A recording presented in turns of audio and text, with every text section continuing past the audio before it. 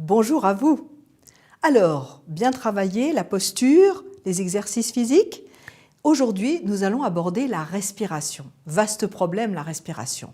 Mais avant de passer à la pratique, eh bien, il faut d'abord que je vous explique ce qu'est la respiration. Qu'est-ce qu'est la respiration? La respiration, normalement, c'est la vie. Beaucoup de gens viennent à travailler alors que tout le monde est là vivant, donc tout le monde respire. Mais quelquefois, quand elle est entravée, eh bien, ça peut nuire, notamment pour nous, à la prise de parole.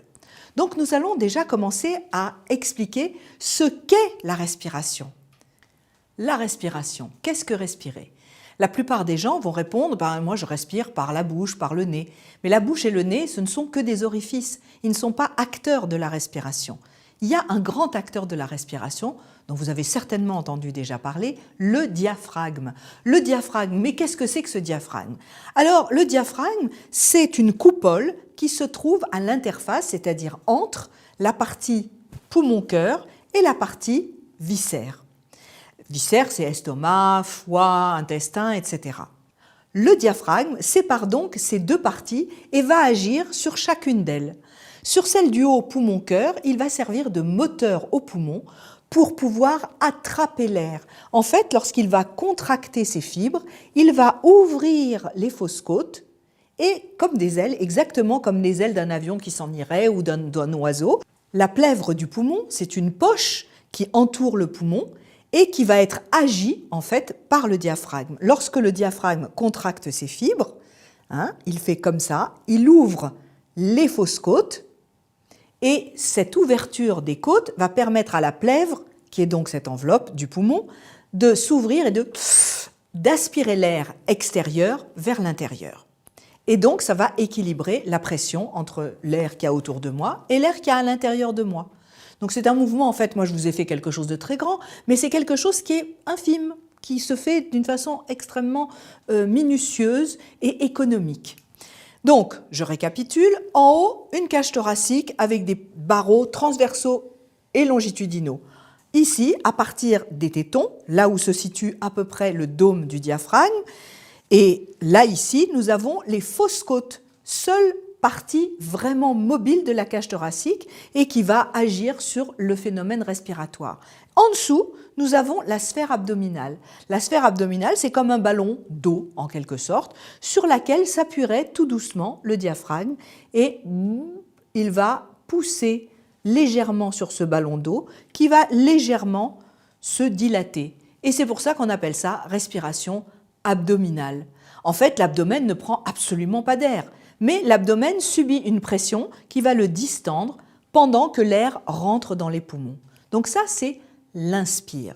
L'expire, tout bêtement, tout revient à sa place et un petit peu d'air sort. Si vous vous entraînez, nous allons tout à l'heure avoir un cobaye avec nous et vous verrez que quand on fait la respiration à plat ventre, vous verrez qu'il y a très peu de choses qui se soulèvent pendant une respiration normale. Mais maintenant, nous, on a un problème de prise de parole. Lors de la prise de parole, on est dans l'action. Donc, dans l'action, il va falloir agir. Et qui dit action, dit respiration, mais respiration adaptée à l'action. Donc, quelquefois, je vais respirer plus, suivant que j'ai quelque chose de passionné, passionnant à dire. Et puis, quand j'ai quelque chose de très calme, je vais respirer moins. Mais pour adapter cette respiration, que dois-je faire? Surtout pas chercher à changer ma respiration. Ce que nous avons vu précédemment lors de la posture, je vais devoir lâcher mon abdomen et ce qui aura besoin d'être pris, de se prendre à l'extérieur, sera pris par mon corps.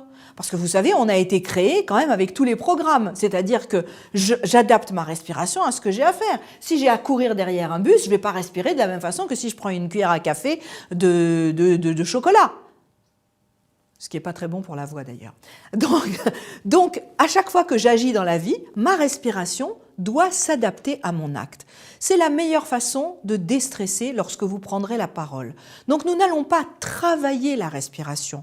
Nous allons prendre conscience de ce qui doit se passer lors de la respiration. Une chose, c'est respirer librement et une chose, c'est s'adapter à l'acte. Comment s'adapter à l'acte? En apprenant à laisser le corps faire. Vaste programme. Il est vrai que de prendre des grandes respirations ou de contracter son ventre ou de faire n'importe quoi, c'est plus facile parce que ce sont des grands gestes. Alors que de laisser s'adapter, ce fameux lâcher prise, eh bien nous allons le rendre concret. Qu'est-ce que c'est lâcher prise et qu'est-ce que c'est respirer normalement? Après cette partie théorique, nous allons débuter le travail sur la conscience de la respiration.